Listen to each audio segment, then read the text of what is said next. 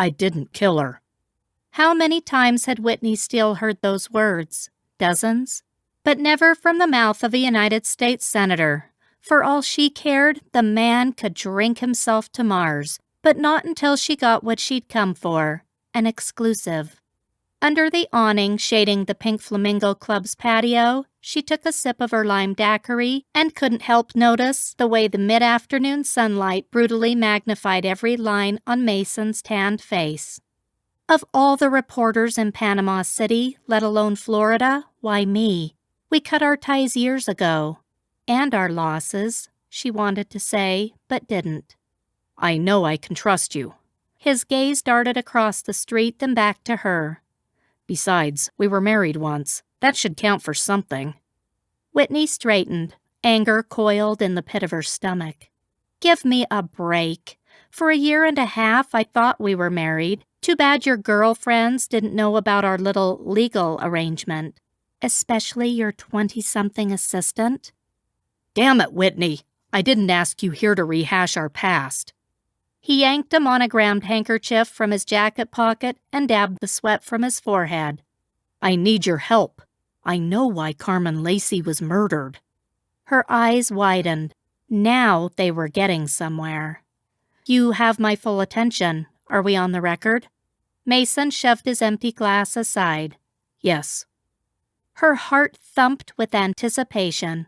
This story would be the topic du jour for months. Her ratings at WBNN-TV would soar, and finally her colleagues would take notice and treat her with the professional respect she deserved.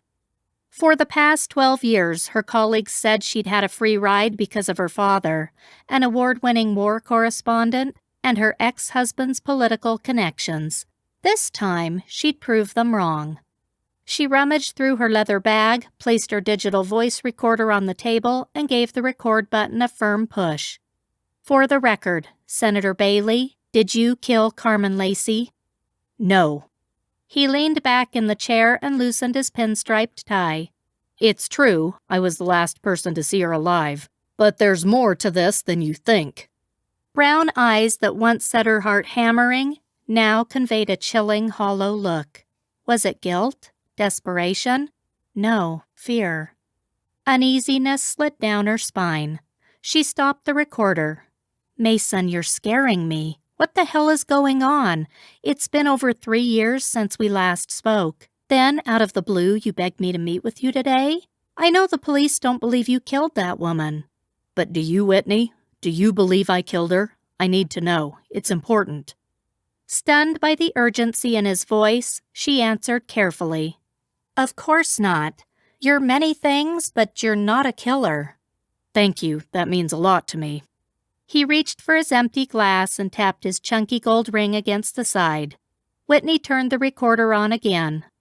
"Carmen was a scientist working for a biotech company in Nevada, Shaw Biogen. Heard of it?"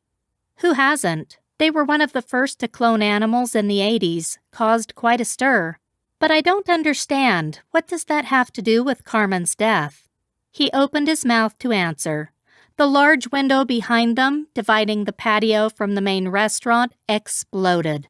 A storm of glass rained down, showering the patio. There was no warning. Everything moved so fast, yet in slow motion, as if part of a horrid nightmare. Screams, rushed, heavy thumping footsteps. A few feet away, a male waiter dropped the 2 plates of food in his hands. He froze.